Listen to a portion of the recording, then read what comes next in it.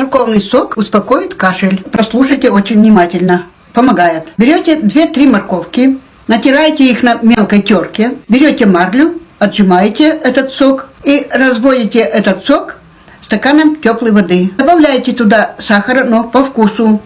Может, кому не нужен сахар, не добавляйте, потому что сок и так сладкий. И пьете по 1 столовой ложке 3-4 раза в день. Можно даже детям давать по 1 чайной ложке.